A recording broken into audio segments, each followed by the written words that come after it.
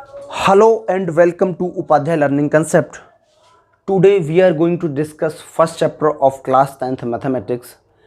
First we discuss NCERT book, then after we discuss reference book. Now let's start the first chapter, real numbers. We speak Hindi and English. We use standard term as English and language as a Hindi. So you can say that this is the bilingual. Now first we discuss the real number. पहले मैं real number के बारे में discuss करूंगा और इस बात के लिए भी आपको अश्योर करूंगा कि अगर आपने आज की क्लास पढ़ ली तो भले ही 9th तक आपने मैथ्स को ऐसे हल्के में लिया हो, आज आपको पिछला रिवीजन हो जाएगा नंबर सिस्टम के बारे में कि ये रियल नंबर्स क्या हैं, कैसे कैसे हैं. आप 6 से ही पढ़ते आ रहे हो इन्हें. कभी रेशनल नंबर पढ़े आपने, कभी नेचुरल नंबर पढ़े, कभी इरेशनल नंबर पढ़े. तो आज हम रियल नंबर की बात करेंगे. तो मैं सबसे पहले एक फ्लो चार्ट बनाऊंगा और 10th क्लास के स्टैंडर्ड के अकॉर्डिंग ही चलूँगा, बहुत स्लो मोशन में चलूँगा. आज इस वीडियो को आप कंप्लीट ज़रूर देखिएगा और कंप्लीट देखने के बाद आप डिफरेंस महसूस करेंगे. ये मेरा वादा है आपसे, ठीक है. आइए सबसे पहले जो मैं डायग्राम बना रहा था आपके सामने वो देखिए.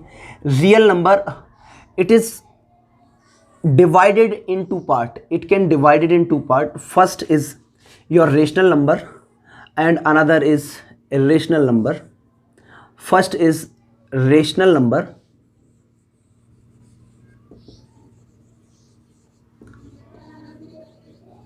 and second is irrational number.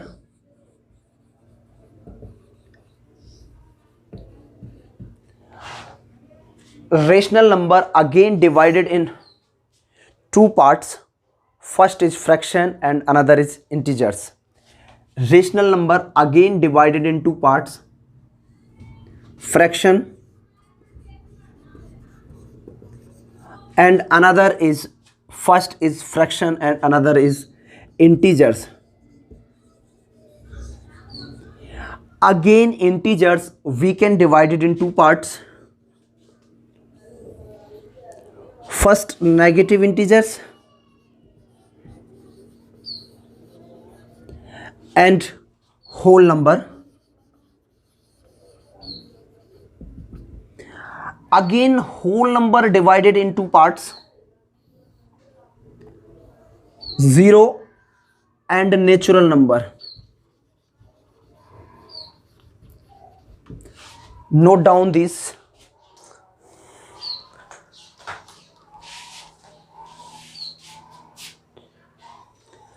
Please note down. I repeat again. Real number is divided in two parts. First is rational number and irrational number. Rational number again divided in two parts. Fraction and integers. Integers further divided in two parts. Negative integers. Whole number. Whole number further we divided in two parts. 0 and natural number. Again natural number can be divided. We can divide the natural number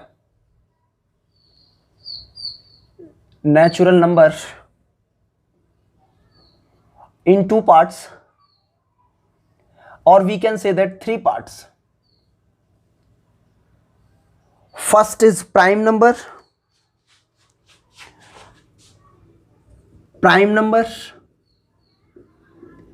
Second is composite number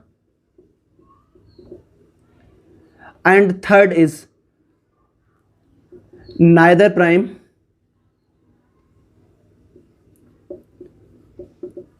nor composite.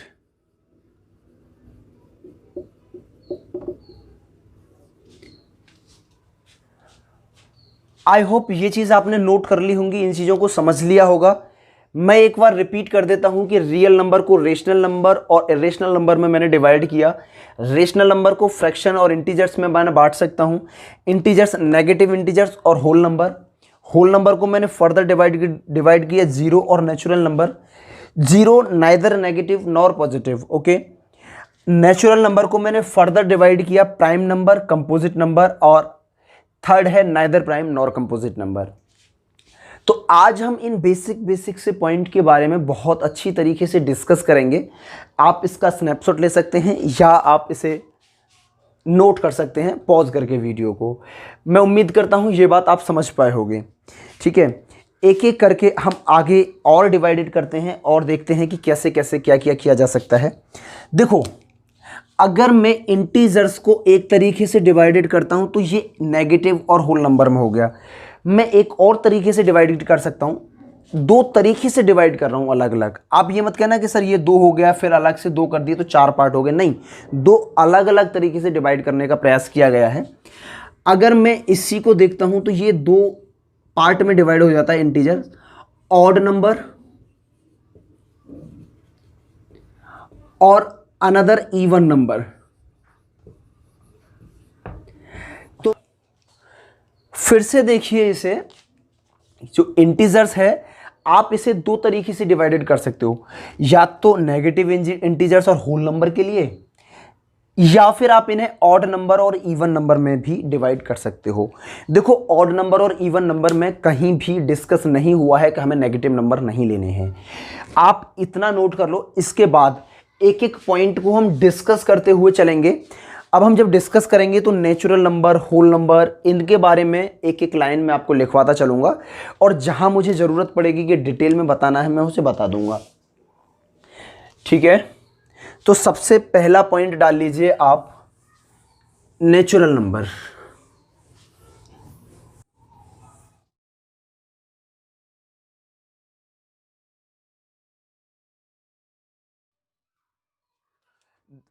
Yes, first point is natural number.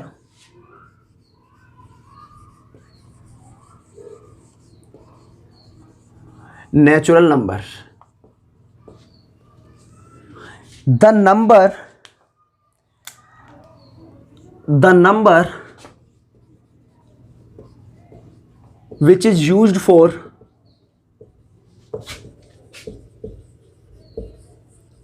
counting purpose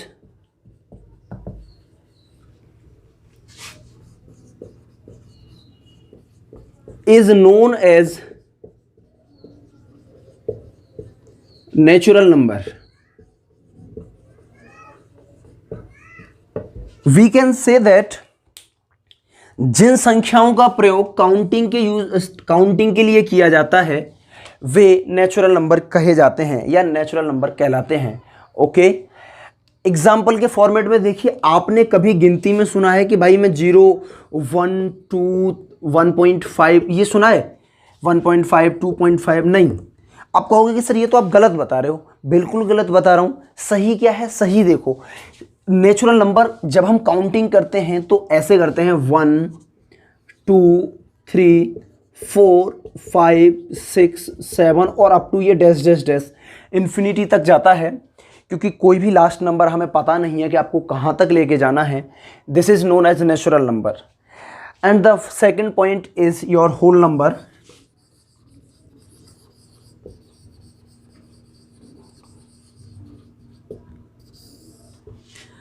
If 0 is included with the natural number and the set of numbers is called whole number. 0 को अगर हम natural number के साथ मिला लें, अब कुछ बच्चे कह रहे होंगे क्या सर 0 नेचुरल नंबर नहीं है? नहीं, देखो नंबर की कैटेगरी अपने यूज के अकॉर्डिंग डिफाइन की गई है। हम 0 को कभी गिनती के रूप में यूज नहीं करते, लेकिन 0 का यूज होता है तो बोले कि किस कैटेगरी में रखें। जब हमने देखा कि भाई जो यूज हो रहे हैं हमारे गिनती के लिए तो मैंने उन्हें नेचुरल नंबर दे दिया। 0 का यूज होता है, हमने नेचुरल नंबर के साथ लगाया तो ये कंप्लीट नंबर मेरे होल नंबर बन गए।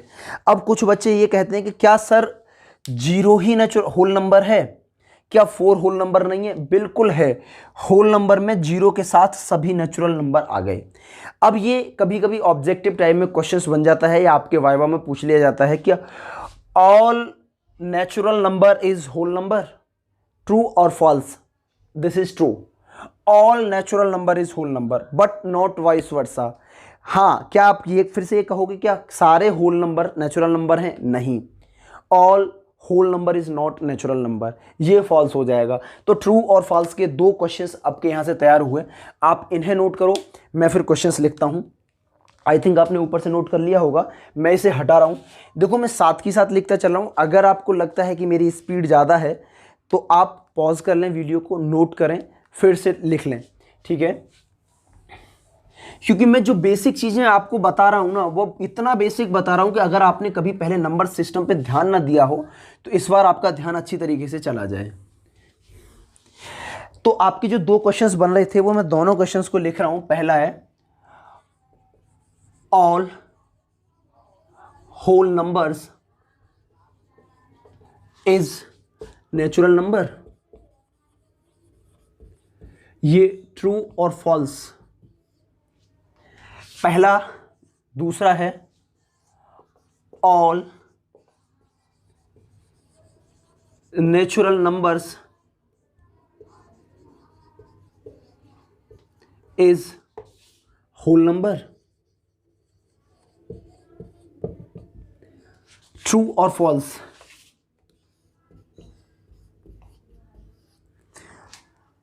The answer of first question is false. कभी भी all whole number natural number नहीं हो सकते, क्योंकि जीरो कभी भी नेचुरल नंबर नहीं होता। तो this statement is false, false. All natural number is whole number, yes, सारे नेचुरल नंबर होल नंबर होते हैं, this statement is true. Note कर लीजिए, ये दोनों क्वेश्चंस आपके ऑप्शंस में आ सकते हैं, ये क्वेश्चंस आपको दिए जा सकते हैं। मैं उम्मीद करता हूं ये नोट हो गए होंगे आपके।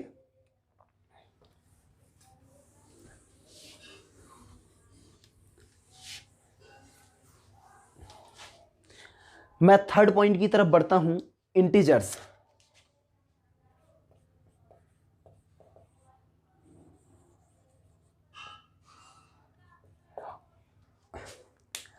इंटीजर्स अभी हमने डिफाइन किया था, negative integers, zero and positive integers.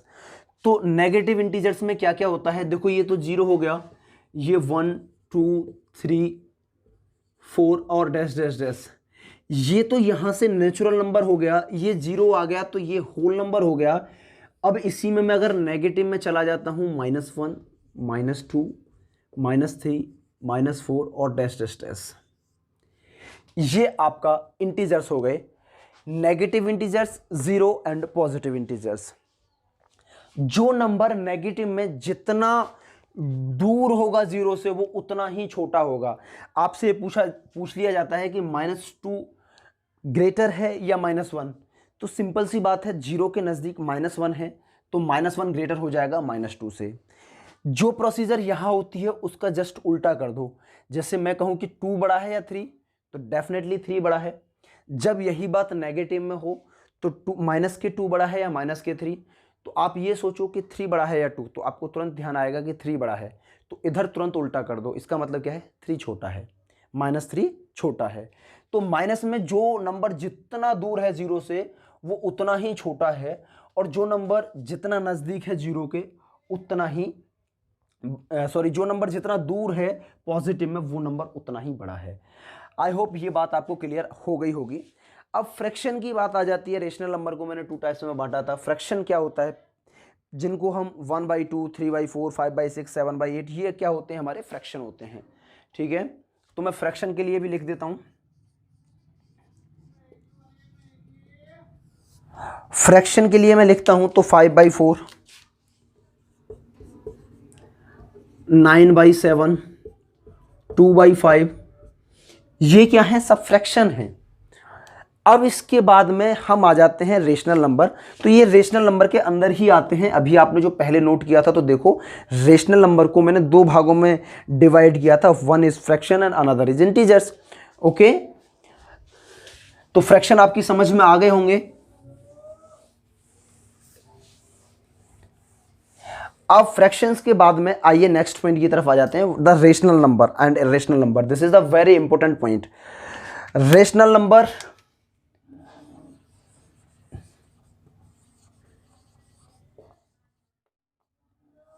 first point on the rational number, first point about the rational number is The number which can be written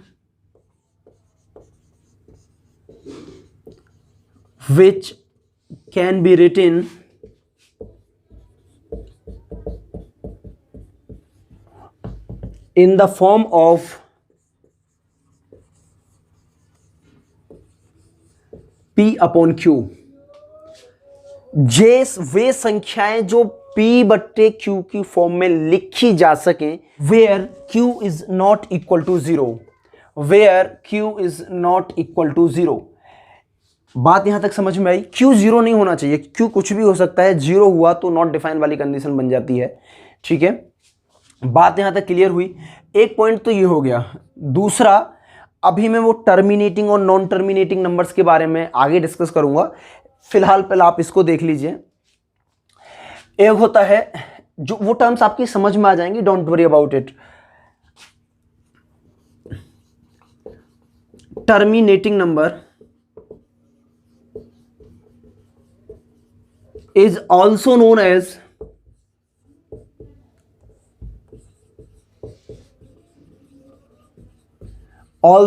as rational number.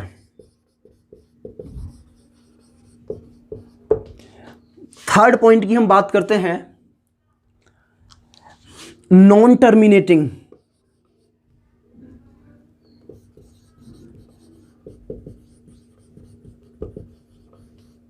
But recurring number is known as rational number.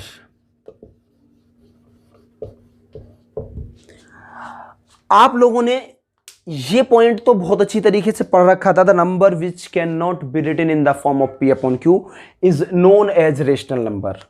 अभी ये दो number भी आपको पता है कि rational होते हैं, लेकिन इनके बारे में आपने बहुत ज़्यादा डिस्कशन नहीं किया था। आज हम इनके बारे में भी डिस्कशन करेंगे। ठीक है, आज के बाद में आपको रेशनल नंबर से रिलेटेड कोई भी डाउट नहीं रहेगा। P अपॉन Q की फॉर्म में कौन कौन से नंबर लिखे जा सकते हैं, मैं यहां एग्जांपल लिख रहा हूं। 5/2, यस, ये this is P and this is Q। 4/7, this is P and this is Q। आप ये कहोगे कि सर क्या 6 रेशनल नंबर है? This is also in the form of P upon Q, where Q is equal to 1, where Q is equal to 1, hence this is also a rational number। okay, तो आप कह सकते हो कि जितने भी नेचुरल नंबर थे, जितने भी होल नंबर थे, वो सारे के सारे क्या हैं? वो सारे के सारे रेशनल नंबर हैं। ओके, अब इसके बाद आ जाती है टर्मिनेटिंग नंबर। टर्मिनेटिंग का मतलब है जो कंप्लीटली डिविजिबल हो जाए, उसके बाद में वो आगे ना जाएं। एग्जाम्पल की फॉर्मेट इसका भी देखिए, 0.92, 0.65, ये इसके आगे नहीं जा रहे हैं, यहीं टर्मिनेट हो गए। तो ये नंबर कैसे हैं हमारे? ये नंबर भी रेशनल नंबर है और टर्मिनेटिंग नंबर है। 1 2 5 6 7 4 2 3 2 5 1 6। मैंने इतना लंबा नंबर लिखा है। दिस नंबर इज रेशनल और irrational. This number is rational because this number is terminated after 6। इस 6 के बाद में ये नंबर टर्मिनेट हो रहा है। इसका मतलब कितना भी लंबा नंबर हो, अगर वो टर्मिनेट हो रहा है तो वो सारे के सारे रेशनल नंबर होंगे। बात क्लियर हुई? अब जैसे non terminating but recurring number is known as rational number. अब देखो नॉन टर्मिनेटिंग कौन कौन से नंबर होते हैं, जैसे मैं इसके भी एग्जांपल लिखता हूं, 0.44444444 डैश डैश डैश। यह नंबर कहीं जाके समाप्त नहीं हो रहा है, लेकिन रिकरिंग हो रहा है, रिपीट हो रहा है। तो ऐसे नंबर क्या कहलाते हैं हमारे? This is also known as rational number. Again example, आप इसको इस तरीके से भी लिख सकते हो, जब आप रिपीट कर रहे हो तो 0.4 का बार। इसी के एग्जाम्पल रिकरिंग के ऊपर देख लीजिए, मैं यहां लिख रहा हूं कुछ एग्जाम्पल्स आपके लिए। देखो .92929292 और डैश डैश डैश। इसका मतलब क्या है कि ये नंबर भी रेशनल है, टर्मिनेट तो नहीं हो रहा है लेकिन रिकरिंग है, रिपीट हो रहा है। तो आप इसको इस तरीके से भी लिख सकते हो 0.92 पे बार। बात क्लियर हुई यहां तक? और एक दो एग्जांपल देख लो। जैसे आपने ये लिखा 0.455555। अगर आप इस नंबर को भी देखते हो तो ये नंबर क्या है 0.4 और 5 पे क्या लग जाएगा बार। बात क्लियर हुई? यह नंबर भी टर्मिनेट नहीं हो रहा है लेकिन रिपीट हो रहा है। लेकिन देखो रिपीटिशन कहां से शुरू हो रहा है, यहां के बाद से रिपीटिशन शुरू हो रहा है।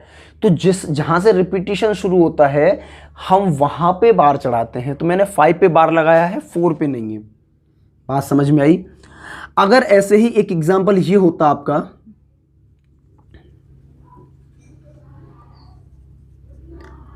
1 2 3 4 4 4 4 4 और डैश डैश डैश। इसका मतलब क्या हुआ कि आपका number, this number is also rational number. Okay, 0.123 और रिपीटिशन कहां से हो रहा है 4 से। तो जहां से हो रहा है उस पर आप बार लगा दो। तो ये भी कैसा नंबर हुआ, नॉन टर्मिनेटिंग बट रिअकरिंग नंबर। तो इसी वजह से ये नंबर क्या कहलाया, मेरा रेशनल नंबर कहलाया। ओके, ये बात समझ में आई आप सभी को? So please note down.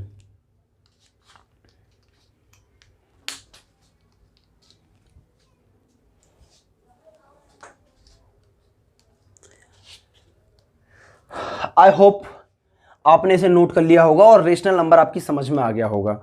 अच्छा, अभी एक एग्जांपल के फॉर्मेट में मैं एक एग्जांपल यहां लिख रहा हूं। यहां एग्जांपल एक 22/7 और लिख देता हूं 22/7 P/Q की फॉर्म में। यहां टर्मिनेटिंग नंबर में मैंने एग्जांपल और बढ़ा दिया 3.14। इसे भी आप नोट कर लो, इसे भी नोट करो पहले, फिर मैं आगे बात करता हूं क्योंकि ये बड़ा इंटरेस्टिंग पॉइंट रहने वाला है। 22/7 एंड 3.14 नोट हो गया?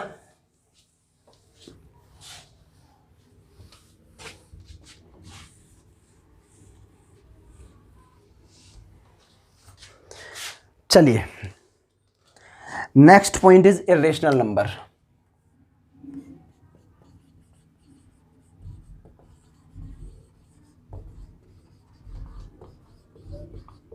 What is irrational number? First point तो वही है, the number which can not be written in the form of P/Q। The number which cannot be written in the form of P/Q। First point तो ये हो गया, जिन नंबरों को हम P/Q की फॉर्म में नहीं लिख सकते वही नंबर क्या कहलाते हैं, हमारे इरेशनल नंबर कहलाते हैं। सेकंड पॉइंट है non terminating, non recurring number.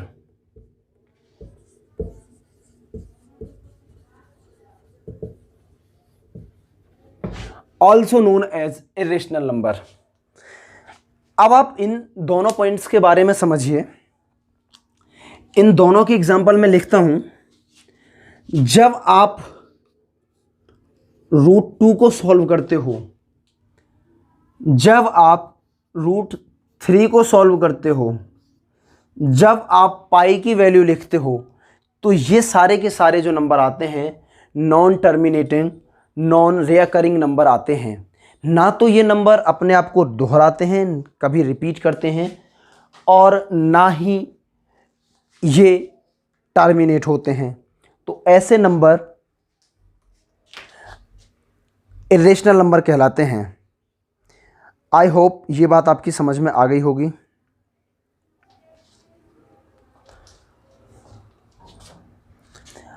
देखो √2 की जो वैल्यू होती है 1.414235 और 6।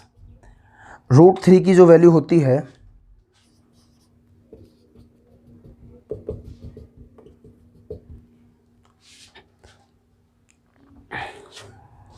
देखो √2 की जो वैल्यू होती है 1.414235 डैश डैश डैश डैश, ये चलता जाता है।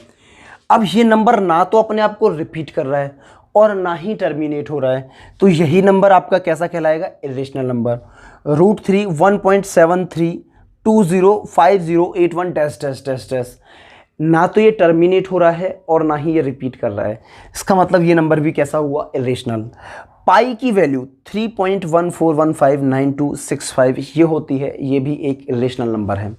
अभी आपको एक कन्फ्यूजन आया होगा कि सर पाई इक्वल टू, तो आप पाई इक्वल टू तो हम पढ़ते आ रहे हैं 22/7 and the pi is irrational number, while 22/7 this is written in the form of p upon q, so this is the rational number. How it is possible? One number is rational and the value of this number is irrational. How it is possible? एक number है जिसकी जो irrational है, जिसकी value rational आ रही है, ऐसा कैसे संभव हुआ? तो आपको मैं बता दूं, pi is not equal to 22/7. This is the approximate value, this is the approximate value of pi, या आप कह सकते हो कि नियरेस्ट वैल्यू है पाई की। Similarly the value of pi is not equal to 3.14, this is the nearest value. 3.14 exact value नहीं है पाई की, आप समझ रहे हो ना? ये कैसी वैल्यू है? ये नियरेस्ट वैल्यू है। सिमिलरली 22/7 भी पी अपॉन क्यू की फॉर्म में लिखा हुआ है, तो ये पाई का मान नहीं है, क्योंकि पाई की वैल्यू को तो पी अपॉन क्यू के फॉर्म में लिखा ही नहीं जा सकता, ये ना तो टर्मिनेट होती है और ना रिपीट होती है। पाई के वैल्यू की एक अलग से बुक आती है, आप देखोगे तो उसमें लोगों ने 70 80 हज़ार डिजिट तक याद कर रखे हैं अंग्रेज बुक में अपना नाम लिखाने के लिए। आप भी उससे ज़्यादा करके अपना नाम बना सकते हो। खैर, हालांकि पहले आप पेपर निकाल लीजिए, उसके बाद में ये सारी चीज़ें करिएगा। तो पाई की वैल्यू ये नियरेस्ट वैल्यू होती है और ये भी नियरेस्ट वैल्यू होती है। बात यहाँ तक क्लियर हुई? तो आपको समझ में आया कि 22/7 रेशनल क्यों है और पाई रेशनल क्यों है। ये बात समझ में आई 3.14 रेशनल क्यों है और पाई रेशनल क्यों है, क्योंकि ये इसकी नियरेस्ट वैल्यू है, एग्जैक्ट वैल्यू नहीं है। यहाँ तक क्लियर हुआ ये सारी बातें, इन्हें आप नोट कर लीजिए। चलिए नेक्स्ट पॉइंट की तरफ आगे बढ़ते हैं।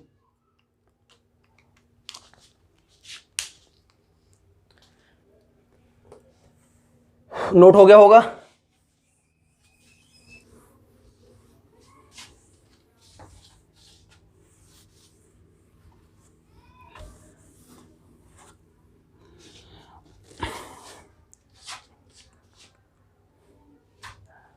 अब रेशनल नंबर भी हो गए, इरेशनल भी हो गए, तो रियल नंबर्स क्या होते हैं? जितने भी ये नंबर हमने पढ़े हैं, रेशनल, इरेशनल, इंटीजर्स, फ्रैक्शन, ये सारे के सारे नंबर क्या थे? सारे के सारे रियल नंबर थे। यहाँ तक आपने पिछली क्लासेस में भी पढ़ा था। अच्छा, इसके आगे और भी चीज़ें देखते हैं जो मैंने अभी बताई थी। नेचुरल नंबर को हमने 3 पार्ट में डिवाइड किया था, उसे भी देख लीजिए। एक एक पॉइंट को डिस्कस करते चलते हैं।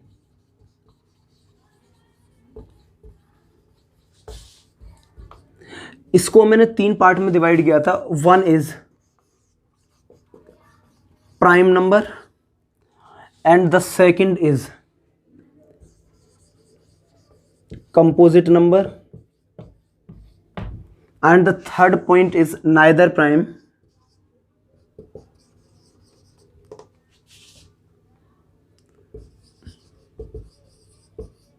Nor composite.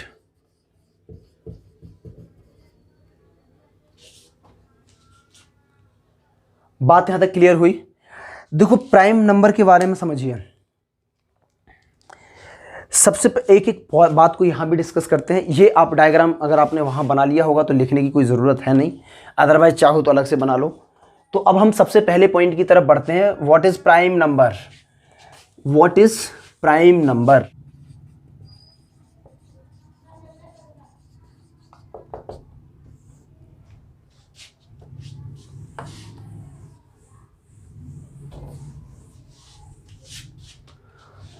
आप प्राइम नंबर के बारे में कह सकते हो कि द नंबर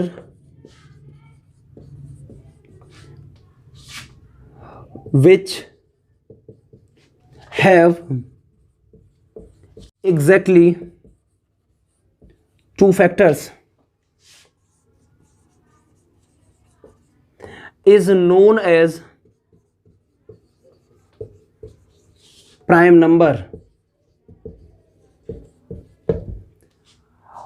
जिनके केवल दो फैक्टर्स होते हैं वो प्राइम नंबर कहलाते हैं। यानी प्राइम नंबर होने की एक कंडीशन है कि उसके दो फैक्टर होंगे। कौन कौन से दो फैक्टर होंगे? फर्स्ट फैक्टर होगा नंबर इटसेल्फ और एक फैक्टर रहेगा 1 एंड नंबर इटसेल्फ। उसके जो दो फैक्टर होंगे, एक बार फिर से समझिए प्राइम नंबर को, जिन नंबर्स का केवल दो फैक्टर होंगे, एक तो नंबर इटसेल्फ होगा और एक क्या होगा, 1 होगा, यही क्या कहलाएंगे, हमारे प्राइम नंबर कहलाएंगे। अब ऐसे कौन कौन से नंबर हैं?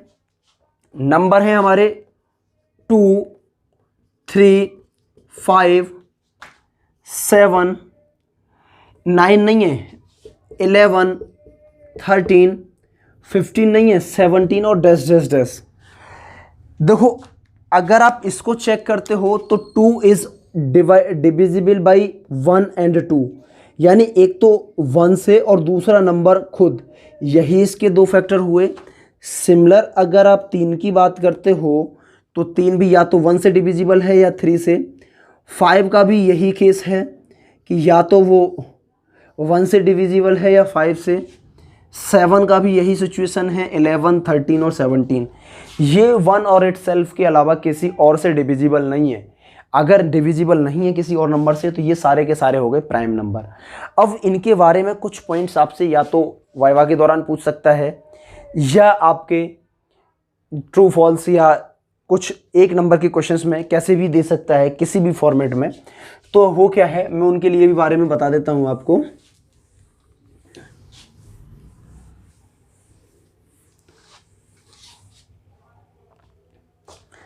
देखो स्मॉलेस्ट प्राइम नंबर ये 2 है, सबसे छोटा 2 होता है। फिर पॉइंट है स्मॉलेस्ट ऑड प्राइम नंबर 3 है। आपसे ये भी पूछ सकता है, देखो ये पॉइंट आप लिख लीजिए, 2 is only even prime number. केवल 2 ही एक ऐसी संख्या है जो इवन भी है और प्राइम भी है। इसके आगे जितनी भी इवन नंबर्स आएंगे वो सारी की सारी 2 से डिविजिबल होंगी, अपने आप से डिविजिबल होंगी और 1 से डिविजिबल होंगी। इसका मतलब वो कंपोजिट नंबर होंगे। बात क्लियर हुई? तो आपसे कभी कभी ये भी पूछ सकता है कि लार्जेस्ट इवन प्राइम नंबर, तो ये भी क्या रहेगा, 2 ही रहेगा, क्योंकि 2 से बड़ी जितने भी इवन नंबर हैं वो सब के सब क्या कहलाते हैं, हमारे कंपोजिट नंबर कहलाते हैं। यहां तक बात आपको सभी को क्लियर हो गई होगी। इसके बाद आ जाते हैं हम कंपोजिट नंबर पे, नोट कर लो इन्हें।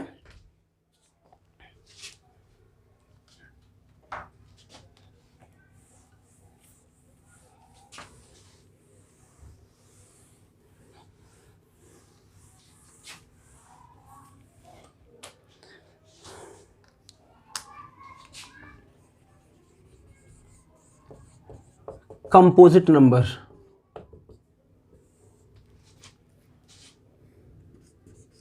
the number which have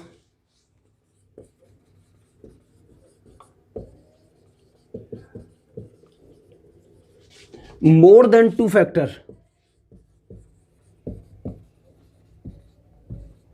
2 factor is known as, more than 2 factors is known as composite number।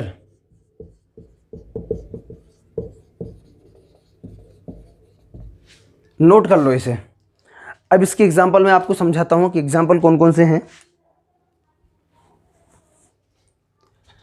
अब इनके एग्जाम्पल समझिए। 4, 6, 9, 15, मतलब ऐसे रैंडमली ले लिए, 8 भी है, यूँ तो ऐसा नहीं है कि 8 मैंने छोड़ दिया 12 छोड़ दिया तो ये कंपोजिट नहीं है, जस्ट एग्जांपल के फॉर्मेट में मैंने बताया है। इसके कितने फैक्टर हैं? More than 2। देखो 2 फैक्टर तो 1 और नंबर इटसेल्फ होता ही है, और ये 2 से भी डिविजिबल है। 6, 1 2 3 और एक चौथा हो गया 6। सिमिलर 9 की हम बात करते हैं तो 1 3 9। 15 की भी बात करते हैं तो 1 3 5 और 9। ये इनके मोर देन 2 फैक्टर्स हैं, तो यही संख्याएं हमारी क्या कहलाएंगी? Composite number. अब थर्ड टर्म अब इसी में लिख लीजिए, कंपोजिट नंबर में थोड़ा सा लिखिए, ये नोट कर लिया, ठीक है। कंपोजिट नंबर में अगर आप लिखेंगे तो देखिए,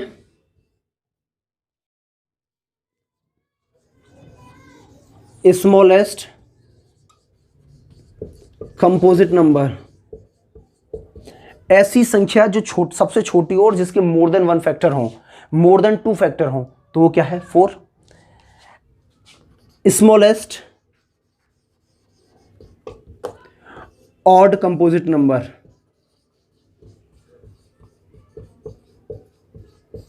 ये क्या होती है? 9। देखो 2 3 प्राइम हो गया, 4 इवन हो गया, 5 फिर से प्राइम हो गया, 6 इवन में आ जाता है, 7 हमारा प्राइम नंबर है, 8 इवन नंबर है, और 9 ऑड नंबर भी है और कंपोजिट नंबर भी है। तो स्मॉलेस्ट ऑड कंपोजिट नंबर आपसे पूछा जा सकता है। बात क्लियर हुई यहाँ तक? इसके बाद में आप ये 2 पॉइंट नोट हो गए होंगे, ठीक है, नोट कर लो। नेक्स्ट पॉइंट की तरफ बढ़ते हैं, और वो होता है 1। तो 1 क्या है? Neither prime nor composite number. 1 क्या है? Neither prime nor composite number. इसका मतलब क्या हुआ कि देखो, प्राइम होने के लिए एटलीस्ट 2 फैक्टर चाहिए, कंपोजिट होने के लिए मोर देन 2 फैक्टर चाहिए, और 1 क्या है? 1 ओनली डिविजिबल बाई 1, यानी एक सिंगल नंबर से डिविजिबल है, इस वजह से इसके यानी 2 फैक्टर की कंडीशन को भी पूरा नहीं करता, 2 से ज़्यादा फैक्टर की कंडीशन को भी पूरा नहीं करता। इस वजह से यही नंबर क्या है? Neither prime nor composite. अब आपसे यही ट्रू एंड फॉल्स में पूछ सकता है, 1 इज प्राइम नंबर, ट्रू और false. 1 is composite number, true और false. 1 is neither prime nor composite number, true और false. 1 is neither prime nor composite number. आप ये कहोगे कि ऐसा कैसे हो सकता है, या तो संख्या प्राइम होगी या कंपोजिट होगी, तो इसका मतलब ये फॉल्स है, जबकि ये गलत हुआ। ये क्या है? Neither prime nor composite. ये जो पॉइंट हुआ ये क्या है? ना तो प्राइम है और ना ही ये कंपोजिट है, अतः ये स्टेटमेंट क्या रहेगा? ट्रू रहेगा। ठीक है, नोट कर लिया, ये बात आपने सभी की समझ में आ गई होगी। अब इसके बाद हम आ जाते हैं इंटीजर्स को। मैंने इवन नंबर और ऑड नंबर में भी आपको डिफाइन किया था, तो उसे भी समझो।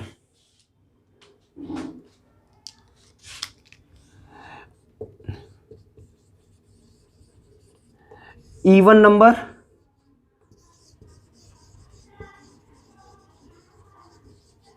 और odd number.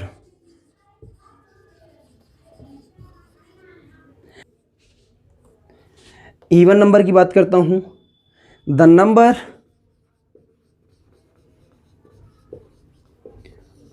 Which is divisible by even number, which is even number क्या होते हैं? The number which is divisible by 2 is known as even number. Odd number क्या होते हैं? The number which is not completely divisible by 2। इसका मतलब क्या है कि अगर 2 से डिवाइड करने पर रिमाइंडर मुझे मिलता है तो वो नंबर ऑड नंबर होंगे, और कोई रिमाइंडर नहीं मिलता तो वो नंबर क्या होंगे, मेरे इवन नंबर होंगे। इसके एग्जांपल में आप देखिए, 0 भी इवन नंबर है, 2, 4, 6। माइनस में भी ले सकते हो आप, क्योंकि इवन और ऑड नंबर की परिभाषा में ये कहीं डिफाइन नहीं है कि हमें नेगेटिव नंबर इवन और ऑड डिफाइन नहीं कर पाएंगे। और ऑड नंबर क्या होते हैं, 1, 3, नहीं दिख रहा तो यहाँ देख लीजिए, 1, 3, 5, 7 और डैश डैश डैश। ये ऑड नंबर की सीरीज हो गई, ये इवन नंबर की सीरीज हो गई। आपको ये चीज़ें भी समझ में आ गई होंगी, नोट कर लो।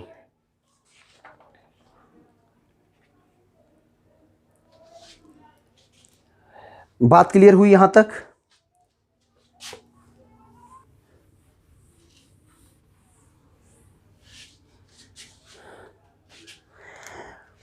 अभी देखो, रियल नंबर को हमने डेसिमल और इंटीजर्स में भी बांट सकते थे। मैं एक और डायग्राम बनाता हूं।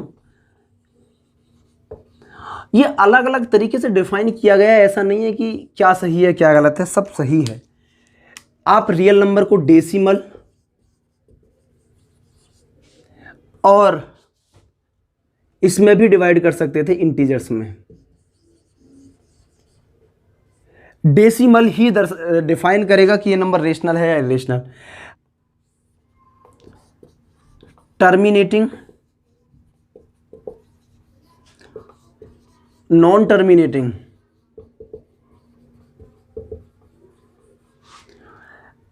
अगेन नॉन टर्मिनेटिंग नंबर को मैं 2 भागों में डिवाइड कर सकता हूं, रिकरिंग और नॉन रिकरिंग।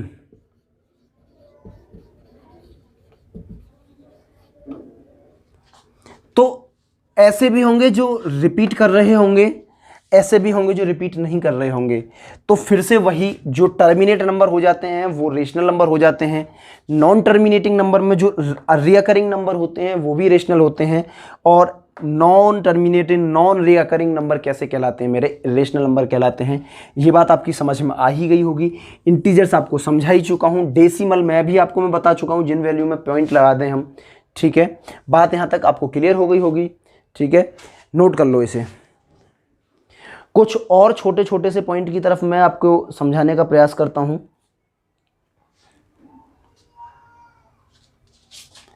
नोट हो गया?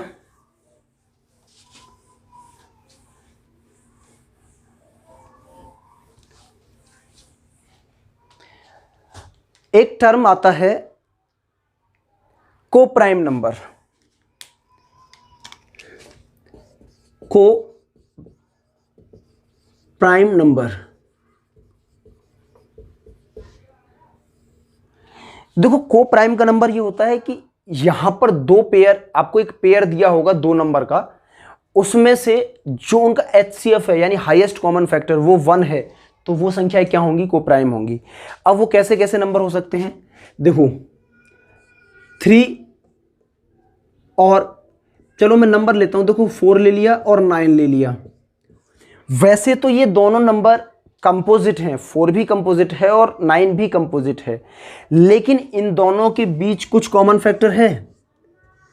इनके बीच में कोई कॉमन फैक्टर नहीं है, यानी इनका HCF क्या है, 1। इनका HCF क्या है, 1। अगर HCF 1 है तो वे नंबर क्या कहलाएंगे, अपने आप में को प्राइम नंबर कहलाएंगे। अच्छा, अगर मैं जैसे ले लिया 4 ले लिया और 6 ले लिया, अब देखोगे तो इनके बीच में HCF 1 नहीं है। देखो यहां भी 2 है और यहां भी 2 है, 2 का फैक्टर यहां भी है और 2 का फैक्टर यहां भी है। इसका मतलब ये नंबर को प्राइम नहीं है। यानी जिन नंबरों में, अगर आप सीधी सी भाषा में समझो तो आप ये कह सकते हो कि जिनमें से जब हम कॉमन लें तो कुछ कॉमन ना आए, यानी 1 के सिवा कुछ कॉमन ना आए, वे नंबर को प्राइम कहलाते हैं। अगर कुछ कॉमन आ रहा है तो वे नंबर क्या कहलाएंगे हमारे, वो को प्राइम नहीं कहलाएंगे। बात यहाँ तक क्लियर हुई? अगर आप यहाँ से देखते हो तो इसमें से आप 2 कॉमन लेंगे तो 2, 3। अब इनके बीच का HCF 1 है, इनके बीच में से कुछ भी कॉमन नहीं आ रहा है। टू कॉमन, अगर काश ये टू नहीं होता तो ये नंबर को प्राइम होते, लेकिन टू इनमें से कॉमन आ गया, इसका मतलब ये संख्या आपकी को प्राइम नहीं थी। और एग्जांपल के फॉर्मेट में देख लो, 5 और 9 ये प्राइम है, ये कंपोजिट नंबर है, लेकिन इस बात का फर्क नहीं पड़ता कि प्राइम और कंपोजिट का फर्क किस बात का है कि उनके बीच का फैक्टर एक से ज़्यादा तो नहीं, कॉमन एक से ज़्यादा तो नहीं। आप देखोगे इसमें से कुछ भी कॉमन नहीं आ रहा है, इसका मतलब ये कैसा नंबर हुआ, और ये नंबर मेरा को प्राइम नहीं है।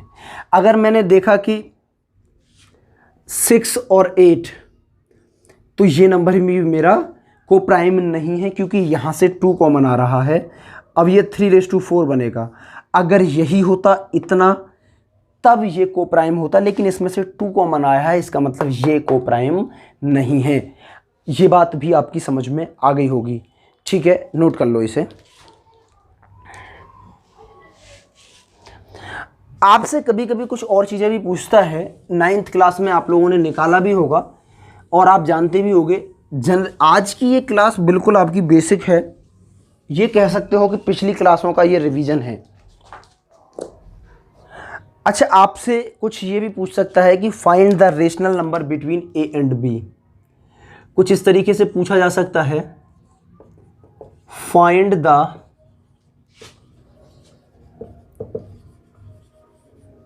रेशनल नंबर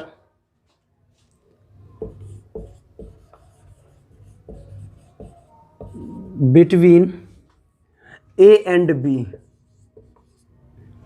ए और बी के बीच में से अगर आपसे पूछ रहा है कि आपको इनके बीच में रेशनल नंबर निकालने हैं, तो आप क्या करोगे, ए के प्लस बी अपॉन के प्लस 1 कर दोगे, वेयर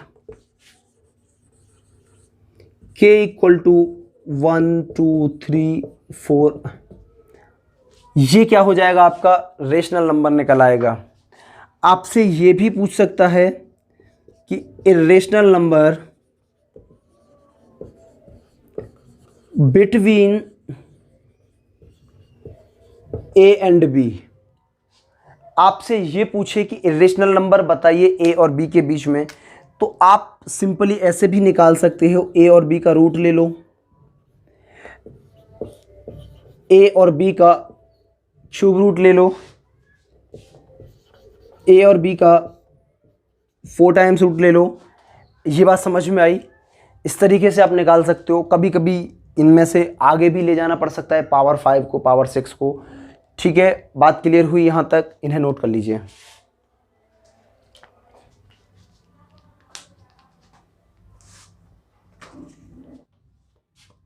नोट हो गया?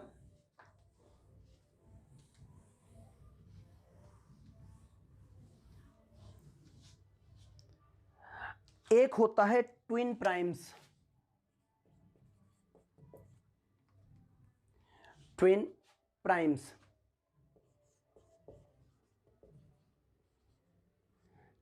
मतलब ट्विन प्राइम नंबर कैसे होते हैं, ये बात भी आपको जाननी चाहिए।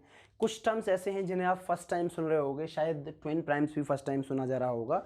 तो आप कह सकते हो कि set of 2 prime numbers, set of 2 prime numbers having difference 2 या which have difference 2,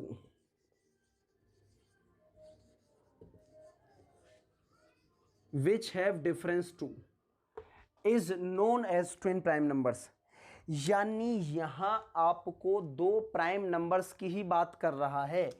अब 2 प्राइम नंबर का मतलब क्या है कि प्राइम में जैसे मैंने लिया 3 और 5 दोनों प्राइम हैं, इनके बीच का डिफरेंस भी 2 है, तो ये ट्विन प्राइम्स हो गई। 5 और 7 ये दोनों प्राइम भी हैं और इनके बीच का डिफरेंस भी 2 है, तो ये भी ट्विन हो गई, ट्विन प्राइम्स। अगर मैं 7 और 9 देखता हूं, तो पहली बात तो ये है कि इनके बीच का डिफरेंस 2 भले ही है, लेकिन ये नंबर आपका कंपोजिट है, तो इस वजह से ये नंबर नहीं आएगा। इसके बाद में अगर आप ये देखते हो 7 7 और 11, देखिए ये दोनों प्राइम तो हैं, लेकिन इनके बीच का जो डिफरेंस है वो 2 नहीं है, इस वजह से ये भी ट्विन प्राइम नहीं हुए। 17 और 19 दोनों ही प्राइम हैं और दोनों के बीच डिफरेंस भी 2 है। हम ये कह सकते हैं कि ये नंबर मेरा ट्विन प्राइम होगा। बात यहाँ तक क्लियर हुई? सो आप इसे नोट कर लें, ठीक है। मैं ये उम्मीद करता हूँ कि आपने ये नोट कर लिया होगा। अगर देखो आप नोट नहीं कर पाते हैं तो वीडियो को पॉज कर लो, फिर से देख लिया करो। बात यहाँ तक क्लियर हुई? एक आता है परफेक्ट नंबर, ये टर्म भी आप पहली बार ही सुन रहे होंगे शायद। Perfect number,